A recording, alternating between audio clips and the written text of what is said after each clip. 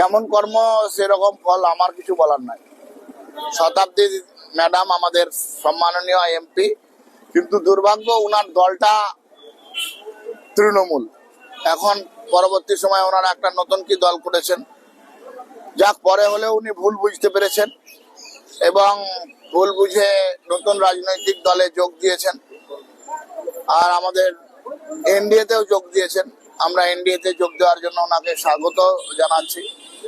তৃণমূল কংগ্রেসের নেত্রী, সর্বময় নেত্রী, তার সঙ্গেই কেউ নাই, তো তার দলের যারা এমপি ছিল তাদের সঙ্গে কে কাউকে থাকবে। এখন ওনাকে ওনার দল করেছেন, যে দল সেই দলের সংগঠন উনি করুন। ওনাকে আমরা শুভেচ্ছা জানাচ্ছি, অভিনন্দন জানাচ্ছি। যদি দরকার লাগে আমরা সহযোগিতাও করব, সেটাও কোনো অসুবিধা নাই।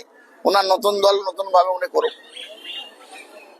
পক্ষে আছেন না বিতর্কতে, কোন দিকে আছে? আমি বিধায়ক বিষয়ে আমার কোনো কথা নেই, বিধায়কদের ব্যাপারে আমি জানি না। বারুইপুর নিয়ে কি বলবেন? দেখেন নিশ্চয়ই এটা শাস্তি হবে, যে ইমিডিয়েট যা হয়েছে তার আইন হিসেবে তাদের শাস্তি পাওয়াবে সিএম এর কাছে, নিশ্চয়ই সেটা আছে। বারুইপুর নিয়ে আপনারা প্রতিবাদ করছেন না কোথাও?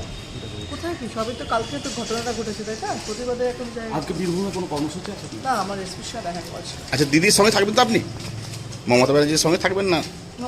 মমতা ব্যানার্জিকে ভালোবাসি, তো মমতা ব্যানার্জির সঙ্গে থাকবেন আপনি? আমাদের তো এখন এনসিপিআই জানো না, তোমরা নতুন করে প্রশ্ন করছি অদ্ভুতভাবে। না, স্পষ্টভাবে জানতে চাইছি। স্পষ্ট হবে কি, এনসিপিআই জানা যায় না, স্পষ্ট আবার কি সে অস্পষ্ট? তাহলে দিদির সঙ্গে নেই? দিদির সঙ্গে আছি, দিদিকে ভালোবাসি।